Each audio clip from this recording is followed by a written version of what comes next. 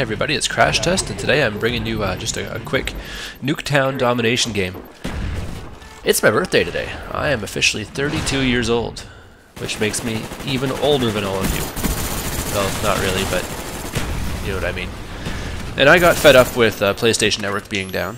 It's been down since last Wednesday now, going on 10 days. So I, for my birthday, with my tax refund, I went out and got myself an Xbox 360. Don't worry guys, I'm still going to be playing PlayStation as my main platform, but at least I have another option. And it gives me a way of meeting new people over on the Xbox side of things, and lets me put up gameplays from people who only have 360s. So I should be able to get a lot more stuff on here for you. When PlayStation Network got hacked, I don't know if you guys saw the announcement, but not only is the network down, but hackers got in there and got a hold of a lot of people's personal information. Your address, your phone number, your name, even your password. A lot of services store your password in an encrypted format, so even they don't know what your password is. And that would prevent anybody from getting in there and taking your password. But not so, apparently, with PSN, because they got in there and they got everyone's password. Now, I use the same password for my PSN that I use for my Gmail account, and I was kind of wondering, do I have to worry about my Gmail account getting hacked?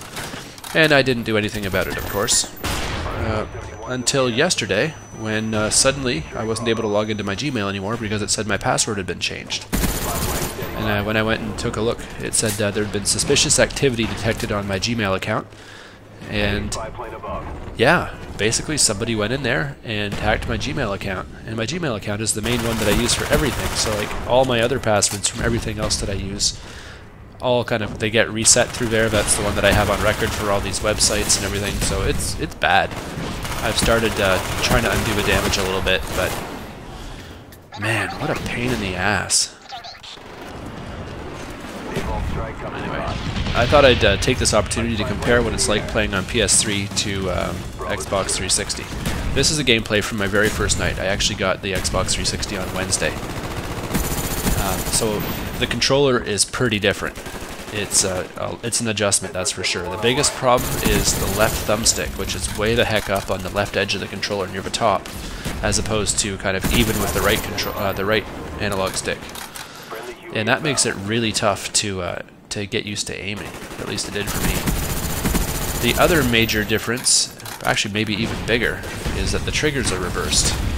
On the PS3, the top triggers are for aim down sight and shoot, and the bottom triggers are for grenades. But on Xbox 360, it's reversed. So the top triggers are actually for your nades, and your bottom triggers are for shoot.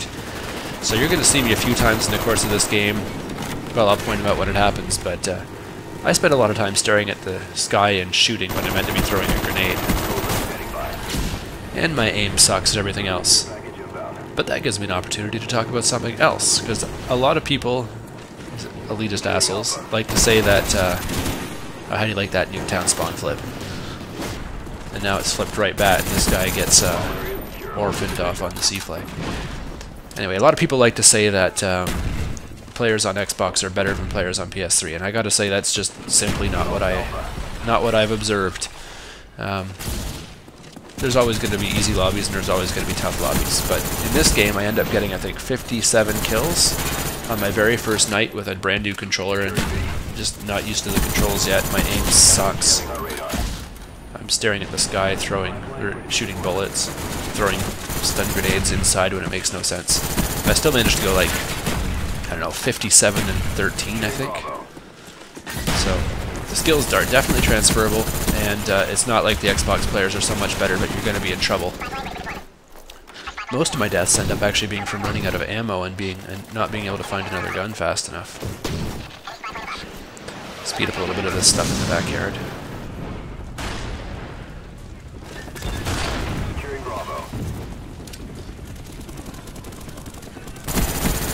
Got a nice little spawn trap going here. Unfortunately, my team keeps pushing in a little too far, and the spawn flips on us at least 3 times. Messes us up pretty good. Why can't people just be content with a nice spawn trap? Hold back, farm kills, get a nice score. That right alley, that turns out to be a great place to put an napalm.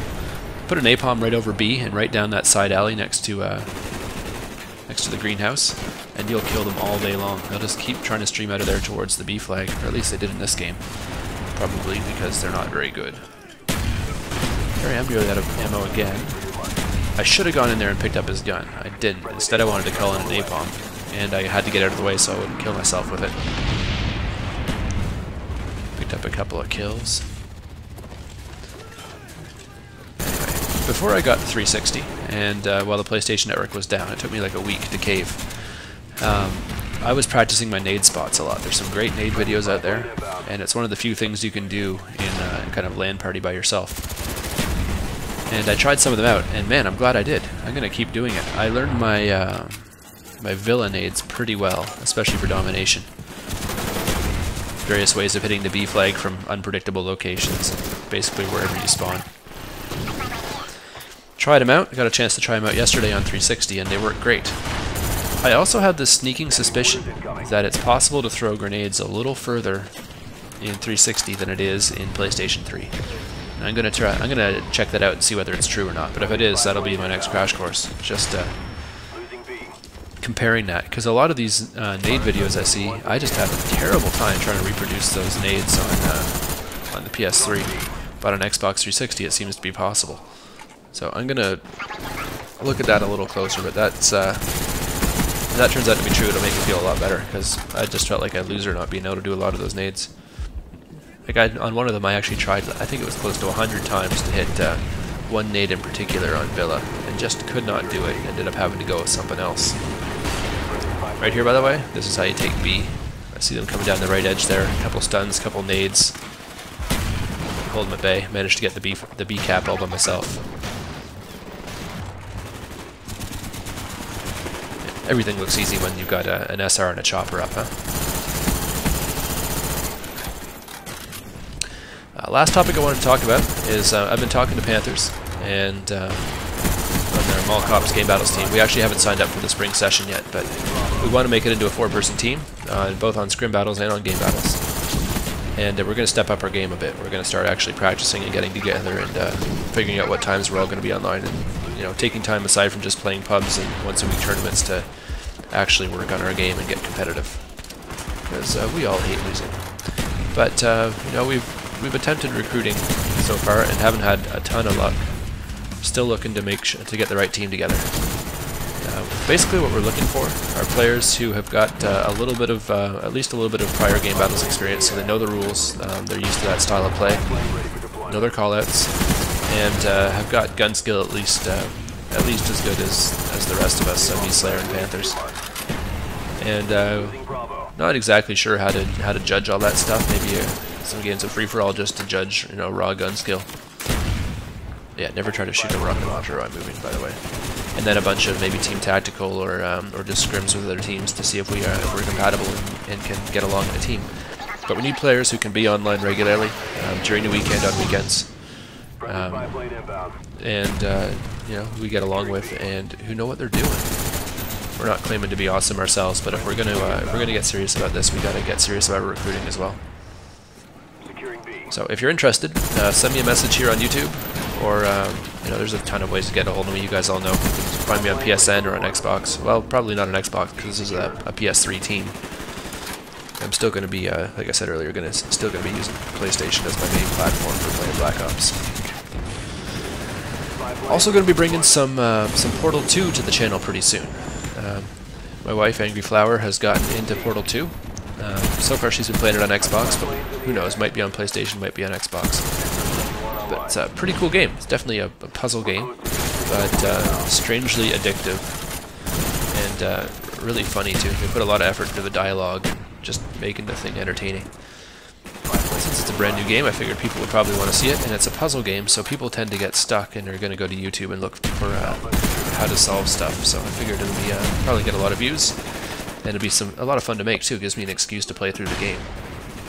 So I'll probably get some of me doing that, some of Angry Flower doing that as well. Anybody else tried Portal 2? What do you think of it? Check this out. I love throwing a nade and getting that first hit marker. Hit him right in the head and then blew him up. Haha. Pwn.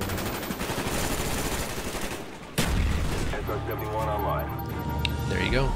I nearly beat my all-time kills record on my very first night on Xbox, 57 and 13. Hope PlayStation Network's back up soon, guys, and I'll see you all online when it is. Later.